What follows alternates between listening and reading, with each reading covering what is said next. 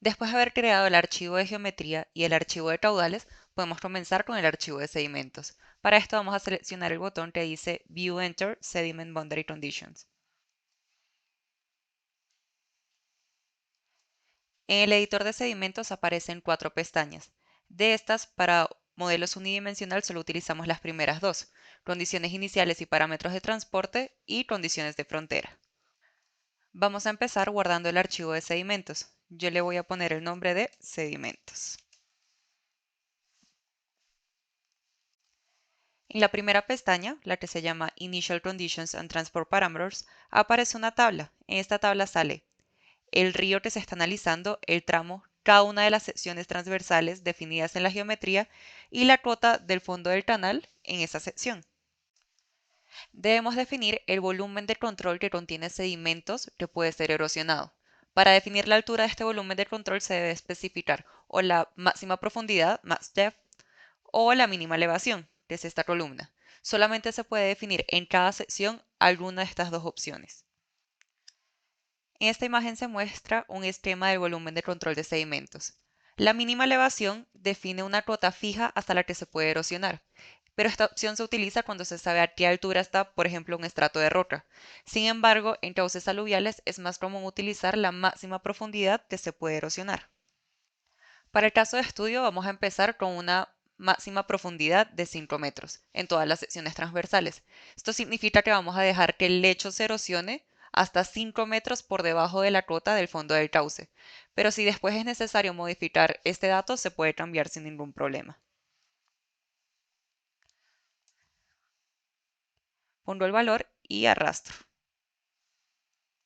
Para terminar de definir el volumen de control de sedimentos, se necesita saber cuáles son los límites erosionables, que es la extensión horizontal en la que se va a permitir que haya erosión.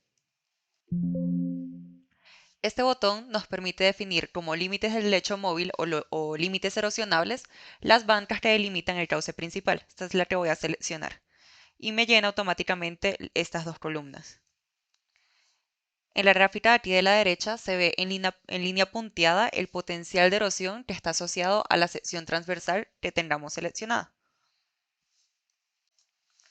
El siguiente paso es definir la columna Bed Gradation. Esto es definir la granulometría del material del lecho que está asociada a cada sección transversal.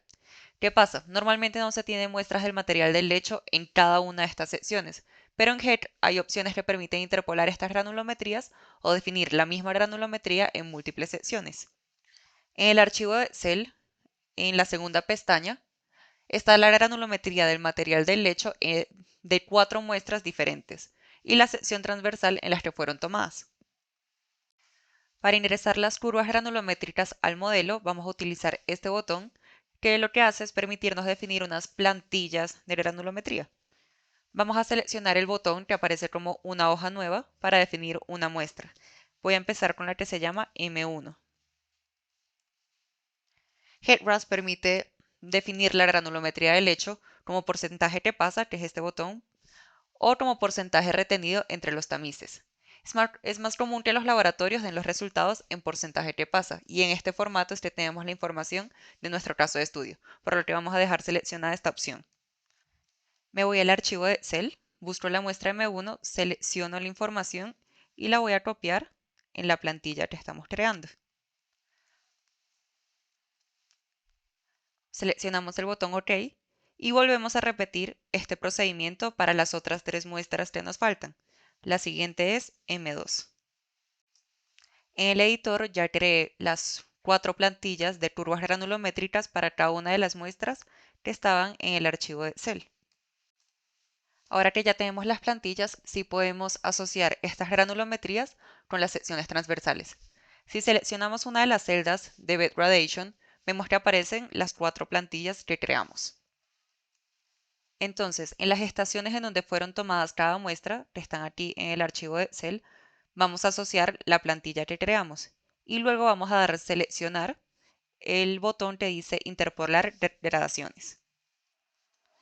Entonces, la muestra 1 fue tomada en la sección 10.183, la muestra 2 en la estación 3.357, la muestra 3 en la estación 1733 y la muestra 4 en la estación 503. Y voy a decir que de ahí hacia aguas abajo la granulometría va a ser igual a M4. Le doy interpolar gradaciones y ya tendríamos la tabla completada. Ahora tenemos que escoger la ecuación de transporte de sedimentos que vamos a utilizar. En la actividad Funciones de transporte se dejó una tabla en donde se explicaba cuáles eran las ecuaciones disponibles que estaban en HEC-RAS. Teniendo en cuenta los aforos líquidos y sólidos que se realizaron en el tramo del arroyo San Antonio, podemos observar que la carga en suspensión es mayor que la carga por arrastre, por lo que las ecuaciones que calculen solamente carga por arrastre no las deberíamos emplear en este caso de estudio. Para la primera simulación que vamos a realizar, voy a escoger como función de transporte la que se llama Lorentz-Copeland, porque esta es una ecuación que calcula transporte total y se aplica para materiales que van desde limos gruesos hasta gravas. También tenemos que seleccionar los métodos para los limitantes físicos, que son el método de acorazamiento y el método de la velocidad de caída. Para el método de acorazamiento voy a utilizar el que se llama Copeland, que es el que se debe emplear con la función de transporte de sedimentos de Lorentz-Copeland. Y para el método de velocidad de caída voy a utilizar Ruby. Con esta información ya completaríamos los datos que necesitamos en la pestaña de condiciones iniciales y transporte de sedimentos. Voy a guardar el archivo de sedimentos y vamos a seguir con la siguiente pestaña, condiciones de frontera. Como condición de frontera de sedimentos, básicamente lo que se necesita es el caudal sólido que ingresa al sistema y la granulometría de ese material en cada intervalo de tiempo. Sin embargo, casi nunca tenemos una serie de tiempo de caudales sólidos, a diferencia como sí tenemos con los caudales líquidos. Por eso, en el programa se tienen diferentes opciones para definir la condición de frontera de sedimentos. En esta pestaña aparece por defecto la ubicación de la estación o la sección transversal más aguas arriba. Al seleccionar la casilla se habilitan solamente 5 condiciones de frontera. Entonces empecemos de izquierda a derecha. Rating Curve. Esto es una curva de calibración y calcula el caudal sólido ingresando al sistema con base en el caudal líquido. Después tenemos una serie de tiempo de caudales sólidos. Esta es muy poco común debido a que la información de sedimentos normalmente es escasa. Luego tenemos carga de equilibrio. Esta es una de las opciones que se utiliza usualmente, realmente más de lo que se debería, porque no necesita una información adicional. Lo que hace HEC es que calcula una carga de sedimentos en la sección de aguas arriba con base en la granulometría del lecho y la función de transporte escogida, y la calcula y la utiliza como el caudal sólido que está ingresando al sistema. Esta es una condición de equilibrio. En esta sección transversal no se erosiona ni se sedimenta, pero es muy poco probable que realmente esté pasando eso en el sistema. Tenemos también Capacity Radio, que lo que hace es multiplicar por un factor definido la carga de equilibrio. Por último tenemos la condición Clearwater. Esta es una condición de frontera en donde no ingresan sedimentos al sistema. Esta condición se puede utilizar, por ejemplo, cuando aguas arriba se tiene una presa y el caudal que descarga está prácticamente libre de sedimentos. Esta condición de frontera generalmente genera erosión en el sistema. En el caso de estudio, la condición de frontera que vamos a utilizar es la curva de calibración, debido a que es una condición que no necesita tanta información como las otras, pero es relativamente confiable. En el editor de la curva de calibración, la primera fila corresponde a los caudales líquidos, la segunda a la carga total de sedimentos transportada con esos caudales líquidos y las siguientes filas son para ingresar la granulometría del material transportado. Las granulometrías del material sólido transportado, en este caso, solo se pueden ingresar como porcentaje retenido.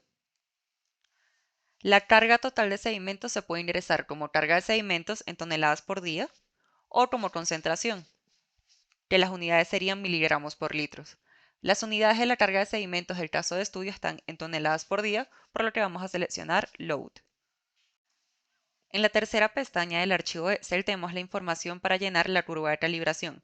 Voy a seleccionar los datos, Control C, me voy al editor, selecciono asegurándome de que empiece desde la primera fila y le doy Control V y ya tengo los datos. En este caso justamente teníamos dos pares de información de carga total y caudal líquido, pero si se necesitaran más o menos se puede editar el número de columnas con esta lista desplegable. Pero como solo tenemos dos, voy a dejar dos sets.